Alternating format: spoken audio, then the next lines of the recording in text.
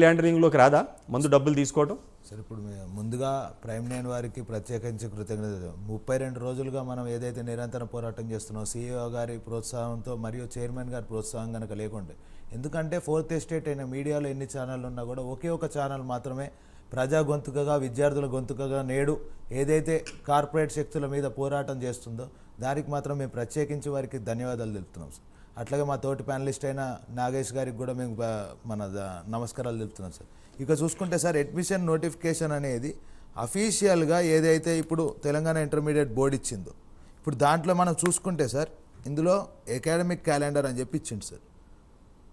ఏది అడ్మిషన్ 1/2024 ఏదైతే వీళ్ళు ఏమంటారంటే సార్, ఎప్పుడైతే వీళ్ళు ఎఫిలియేషన్ కాలేజెస్ కానీ, ఏదైతే వీళ్ళకి పెండింగ్లో ఉన్న లిస్ట్ కానీ, కొత్తగా వచ్చే కాలేజెస్కి కానీ కోర్స్ కానీ ఏమైనా ఉంటే వాటిని పరిశీలనలో ఉంటాయి.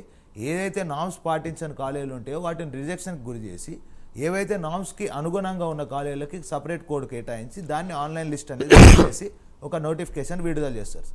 Till the completion of the process there should be no admission should be followed in any corporate colleges or government colleges అనేది ఇది చట్టం, ఇది నోటిఫికేషన్, ఇది జీవో. కానీ మనం చూసుకుంటే సార్, ఆచరణకి నోచుకొని జీవోలతో, ఆచరణకి నోచుకొని ప్రెస్ నోట్లతో కేవలం మసిపూసి మారేడుకాయలాగా ఒక పేపర్ మీద మాత్రమే ఒక ప్రెస్ నోట్ ఇస్తారు తప్ప దీని మీద చర్యలు తీసుకునే అధికారులు ఎత్తుకెళ్ళాలి.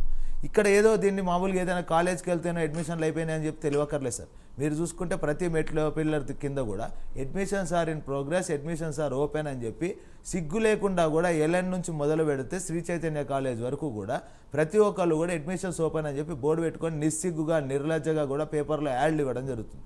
మరి పేపర్ యాడ్ల మీద కూడా ఒక సపరేట్ చట్టం ఉంది కదా.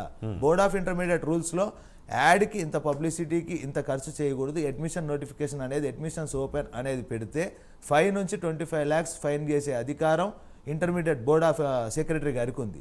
మరి మీరు ఎంతమందికి ఫైన్ వేశారు ఈ కాలేజీల మీద? అసలు మీరు ఎంతమంది మీద చర్యలు తీసుకున్నారు?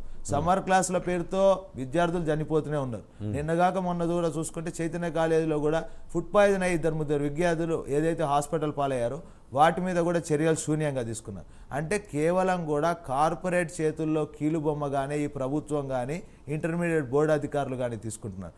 అసలు ఇంటర్మీడియట్ బోర్డు అధికారులకు జీతం ఇస్తుంది ప్రభుత్వమా లేకుంటే కార్పొరేట్ కాలేజీలా అనేది బహిరంగంగా చెప్తే అసలు ఇంటర్మీడియట్ బోర్డుని మేము ప్రశ్నించాం కదా.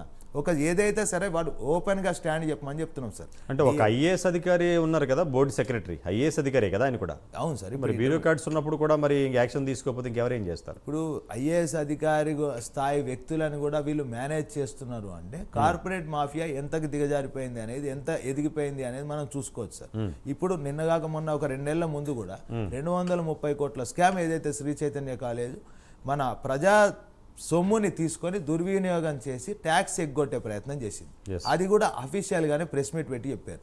మరి ఆ చైతన్య కాలేజ్ మీద ఎంతమంది ఏ చర్యలు తీసుకున్నారు?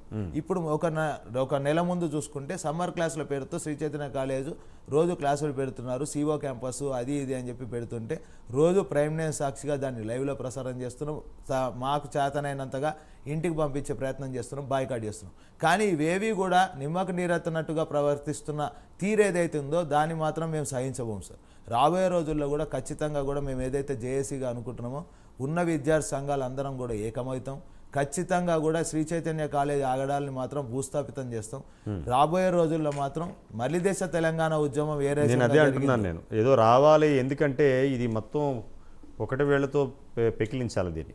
ఎందుకంటే ఒక ప్రైమ్ నైన్ ఒక సమాజహితం కోసం చేస్తుంది. విద్యార్థి సంఘ నాయకులు, మేధావులందరూ కూడా రోడ్డెక్కి మళ్ళీ ప్రక్షాళన చేయాలి. ఎందుకంటే ఢిల్లీ సీఎం తలుచుకుంటే చట్టం వచ్చింది, ఇక్కడ మన విద్యాశాఖ మంత్రి, ముఖ్యమంత్రి తలుచుకుంటే చట్టాలు వస్తాయి.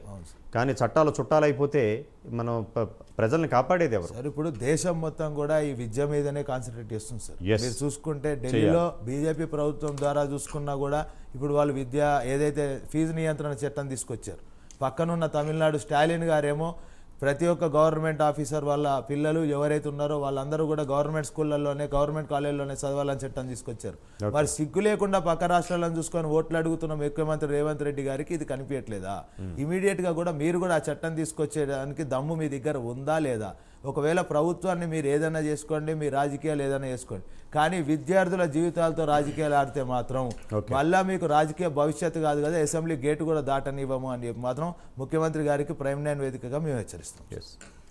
ఏదేమైనా తెలుగు రాష్ట్రాలలో ముఖ్యంగా తెలంగాణ అండ్ ఆంధ్రప్రదేశ్లో విద్యతో వ్యాపారం చేస్తున్నారు, రాజకీయాలు చేస్తున్నారు.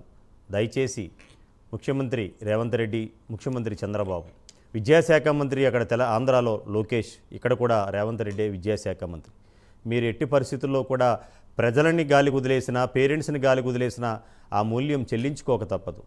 ప్రైమ్ నేను మీకు ప్రత్యేక కథనాలతో, విద్యార్థుల నాయకులతో ప్రత్యేక కార్యక్రమాలు చూపిస్తూనే ఉన్నాం. మీ ఇంటెలిజెన్స్ ద్వారా మీకు తెలుస్తుంది.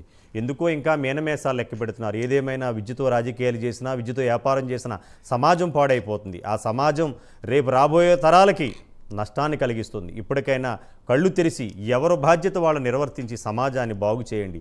విద్య ద్వారానే సమాజం బాగుపడుతుందని ప్రైమ్ నేను గట్టిగా నమ్మింది కాబట్టి